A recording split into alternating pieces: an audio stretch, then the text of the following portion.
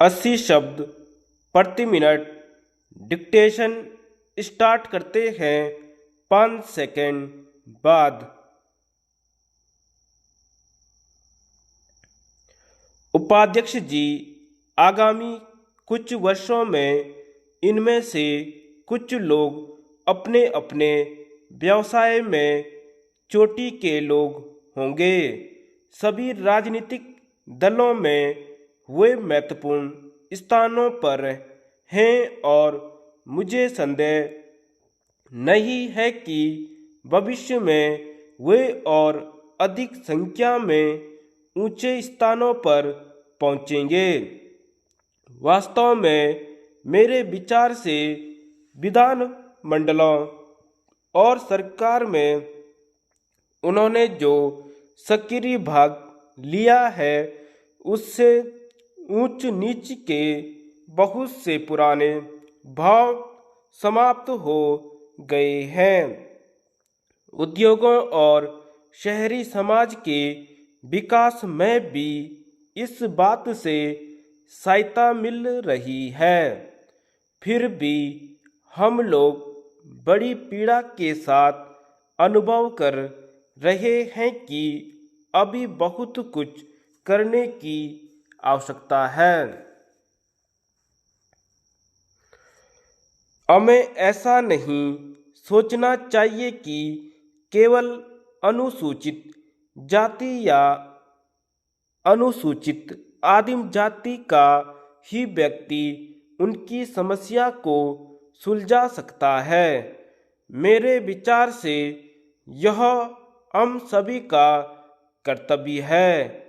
इसी तरह हम उनसे अपेक्षा करते हैं कि वे भी हमें अपनी अन्य समस्याओं को सुलझाने में सहयोग दें।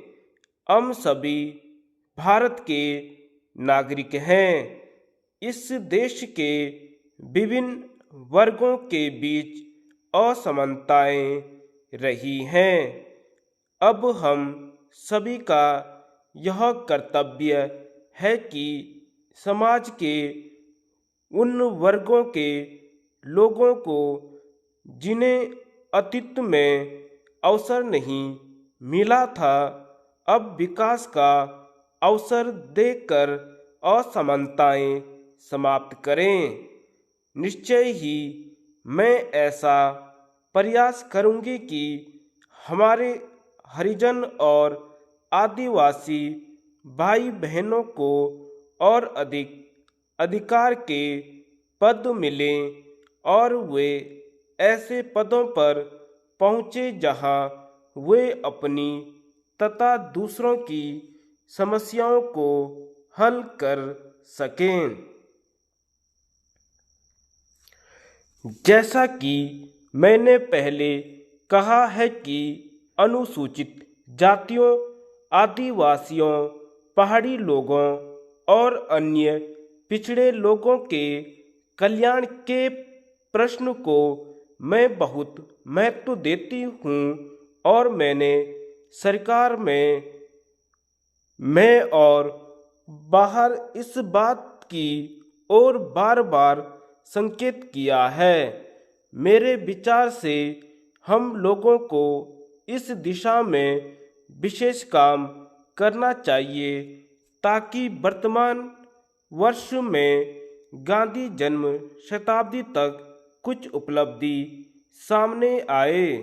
मेरे विचार से गांधी जी को याद करने का यह सर्वोत्तम ढंग होगा और कम से कम उनका एक स्वप्न यथार्थ के निकट आ सकेगा। मुझे विश्वास है कि सम्मानित सदस्य इस बात को महसूस करते होंगे कि हम चाहे जितना चाहें प्राचीन भूलों को इतनी जल्दी नहीं सुधारा जा सकता। हमें इस बात के लिए अवश्य प्रयास करना चाहिए कि यह कम से कम समय में हो जाए। मैं उस इस उद्देश्य के लिए सतत ध्यान देने और प्रयत्न करने की प्रतिज्ञा करती हूँ। धन्यवाद।